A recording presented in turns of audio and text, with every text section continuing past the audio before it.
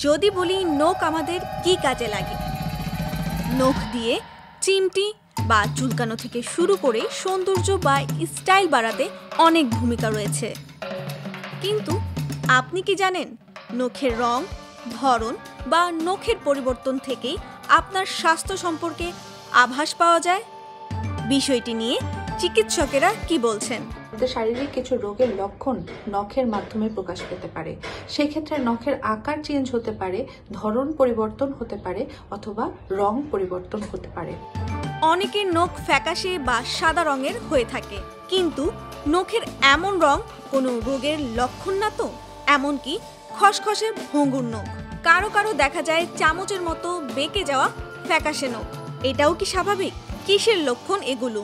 এই সবের কারণে চিকিৎসকরা বলছেন নানা রোগের লক্ষণের কথা, যেমন আয়রন, ভিটামিনের অভাব, এমনকি আবার যকৃতে রোগের লক্ষণ নির্দেশ করতে পারে আপনার নখ।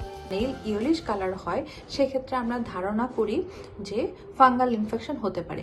এমন কিছু ওষুধ আছে যেগুলো খেলে নখের রং পরিবর্তন হতে পারে, আবার কিছু অপুষ্টির কারণেও নখের রং পরিবর্তন হতে পারে।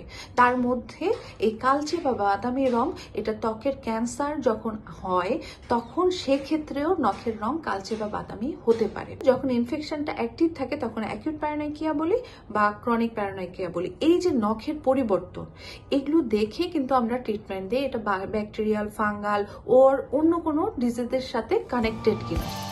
এবার নখের আকার নিয়ে জানতে চাই। নখের আকৃতির মাধ্যমে জানা যায় অনেক রোগের লক্ষণ, যেমন সোরিয়াসিস রোগে নখ মোটা, হলদে ও পুরু হয়ে যেতে পারে। এমনকি নখে গর্ত বা দানা দেখা দেয়।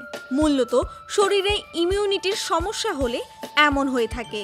হার্ট ডিজিজ বা ফুসফুসের রোগ বা লিভার ডিজিজ এগুলোতেও হতে পারে নখের আকৃতির চেঞ্জ বা পরিবর্তন। আবার অনেক সময় অপুষ্টি কারণে আয়রন ডেফিসিয়েন্সি অ্যানিমিয়াতেও কিন্তু নখের কালার পেল হয়ে যেতে পারে বা সাদা হয়ে যেতে পারে, এবং এটার পাশাপাশি শেপও চেঞ্জ হতে পারে। নখে যদি সোরিয়াসিস, আমরা সবাই জানি ত্বকের একটি রোগ, এই রোগের ক্ষেত্রে নখেরও কিছু পরিবর্তন আসে। এটার ক্ষেত্রে দেখা যায় নখে পিটিং হয়, গর্ত গর্ত হয়ে যায়। যাদের থাইরয়েড আছে তাদের ক্ষেত্রেও কিন্তু নখের পরিবর্তন হয়। নখ ভঙ্গুর হয়ে যেতে পারে, নখ আবার অনেক সময় দেখা যায় পাতলা হয়ে যেতে পারে। এমন যদি হয়েই থাকে তাহলে আপনার করণীয় কি? দাঁত দিয়ে নখ কাটবেন না, নখের কোণে বেড়ে থাকা বা ঝুলন্ত ত্বক টেনে ছিঁড়বেন না বা তুলবেন না। আর হ্যাঁ, নখ সবসময় ভেজা বা সেতসেতে রাখা কোনোভাবেই ঠিক নয়। নখ কাটতে গিয়ে গভীরভাবে কাটবেন না, এতে সংক্রমণের ঝুঁকি বেড়ে যায়। নেল পলিশ রিমুভার খুব ঘন ঘন লাগানো উচিত নয়।